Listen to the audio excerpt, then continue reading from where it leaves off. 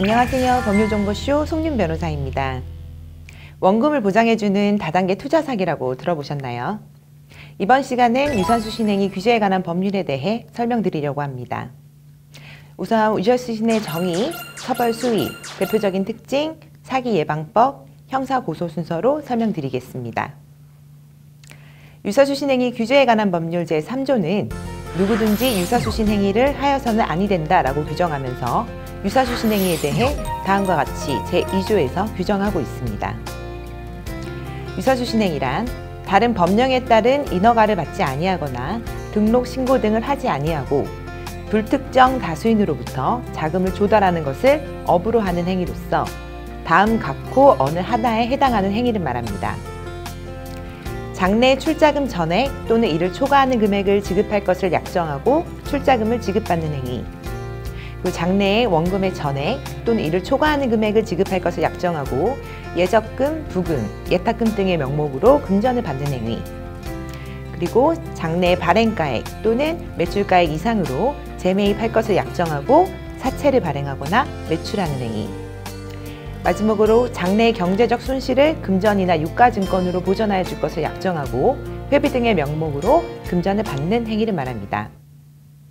어렵게 들리시겠지만 쉽게 말해 금융감독원으로부터 인허가나 등록되지 않은 기업이 불특정 다수인으로부터 은행 예적금과 같이 원금을 보장하면서 자금을 조달하는 것을 업으로 삼는 행위를 말합니다. 은행 등 제도권 금융기관처럼 금융감독의 관리 감독을 받고 있지 않기 때문에 예금자 보호 대상이 아니기 때문에 원금이 보장되지 않으면서 마치 원금을 보장하는 것처럼 소비자들을 현혹시켜 자금을 모집하는 것을 금지하는 것이죠. 이때 투자 대상과 사업의 종류는 불문합니다. 투자금을 지급받은 예금주가 법인이든 대표 개인이든 또 계약서의 형식이 대하계약서이든 투자계약서이든 불문합니다. 뿐만 아니라 동법 제4조는 유사수신행위의 표시, 광고를 금지하고 있는데요. 누구든지 유사수신행위를 하기 위해 불특정 다수인을 대상으로 하는 그 영업에 관한 표시 또는 광고를 금지하고 있습니다. 그렇다면 처벌 수위는 어떻게 될까요? 동법 제6조는 유사수신행위를 한 자는 5년 이하의 징역 5천만 원 이하의 벌금에 처하도록 규정하고 있습니다. 또한 유사수신행위의 표시 광고를 한 자는 2년 이하의 징역 2천만 원 이하의 벌금에 처하도록 규정하고 있습니다. 우선 유사수신의 대표적인 특징이 있는데요. 이미 유사수신 사건이 터져서 수사가 시작됐을 무렵이면 이미 일당이 돈을 챙겨 잠적한 뒤라 피해 복구가 사실상 어렵습니다. 따라서 유사수신의 덫에 걸려들지 않는 것이 무엇보다 중요한데요. 그러기 위해서는 개인의 냉정한 판단이 필요합니다. 투자 설명을 받으실 때 다음과 같은 내용이 있다면 혹시 불법 유사수신이 아닌지 의심해 보셔야 하는데요. 일단 3개월, 6개월, 1년간 자금을 단기 운용한 후에 원금을 반환하는 약정이 있는지, 월 1.5%를 초과하는 높은 수익률을 보장하는지, 사실상 투자임에도 금전 차용계약서나 대여계약서 형식을 사용하는지, 또 신규 투자자를 소개할 경우에 수수료가 지급되는지, 이런 것들을 보시고 이런 특징이 있다라고 하면 불법 유사수신이 아닌지 의심해 보셔야 하고요. 의심이 된다라고 하면 금융감독원으로부터 허가를 받았는지 여부를 확인하셔야 됩니다. 금융감독원 서민금융 1332 사이트의 제도권 금융회사 카테고리에서 조회가 가능합니다.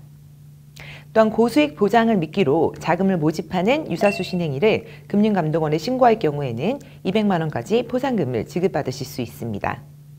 네, 다음으로는 형사 고소에 대해서 살펴볼 텐데요. 유사수신은 범죄 수익, 은닉이 규제 및 처벌 등에 관한 법률 적용 대상이 아니기 때문에 판결 전 범죄 수익을 몰수하거나 처분하지 못하도록 강제할 수 없습니다. 이 때문에 지난 5월 검찰이 조입할 사건 같은 다단계 사기를 통해 부정하게 취득한 재산을 몰수할 수 있는 방안을 추진하기로 발표하기도 했습니다. 경찰 수사가 시작돼도 사정을 잘 모르는 피해자가 일당에게 입금하는 사례가 비일비재하고 일당에겐 범죄 수익을 숨길 여유도 있는 만큼 법 개정이 시급한데요. 전화금융사기보다 더 오래된 범죄지만 주부나 취약계층에 대한 예방교육과 홍보가 턱없이 부족한 점도 보완 대상으로 지적됩니다. 상담 오셔서 피해가 발생했을 때 형사 고소를 해야 하는지 상당히 많이 있는데요. 일단 경찰 수사가 시작되었다라고 하면 피해자들이 별도로 변호인을 선임해서 단체로 회사 대표를 형사 고소하는 것은 피해자별 금액을 특정하는 것 외에는 별다른 의미를 갖지 못하기 때문에 수사가 진행 중인 해당 경찰서에 문의해서 피해자 명단에 올라가 있는지 여부만 확인하시고 올라가 있지 않은 경우 스스로 고소장을 제출해 본인의 인적사항과 피해액, 투자 증거를 제출하실 수 있습니다. 하지만 팀장급 하위 직책은 다단계로 또 그 수가 많아서 또는 검찰의 기소 독점 재량주의라는 현행법 하에 조사 대상에서 제외되는 경우가 종종 있는데요. 이 경우는 해당 팀장으로부터 상품 설명과 원금 보장 등의 설명을 받으셨다면 별도 형사 고소하실 수 있습니다. 물론 최하위 직급인 팀장급들은 약식명령 또는 약식기소로 벌금형 정도의 처분 수위가 대부분인데요. 하지만 유죄로 판단을 받는 것이 중요하고 피해자들은 해당 팀장이 유죄 판결을 받았다는 점을 근거로 해서 민사소송, 즉 손해배상을 구할 수 있습니다. 또 많은 질문으로 피해자 조합에 가입해서 위임장을 써달라는 모지책들에게 위임장을 써줘도 될까요? 라는 질문이 많은데요. 순수한 피해자 조합이 아니라면 영업팀장들 혹은 모지책들의 면피용으로 악용될 수가 있으니 유의하셔야 합니다. 또한 더 이상 피해자가 발생하지 않도록 유서수신 업체의 사무실 등 압수수색이 이루어지도록 하는 것이 무엇보다 중요합니다.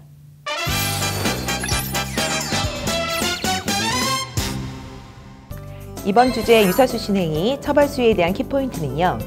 일단 자금이 투자되면 회수되는 것이 쉽지 않기 때문에 단기 운용으로 고수익과 원금을 보장하는 경우 제도권 금융사인지 사전 조회를 하셔야 하고요.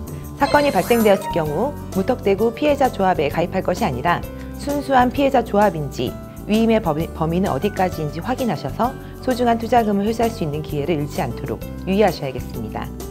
지금까지 법률정보쇼 송윤 변호사였습니다. 감사합니다.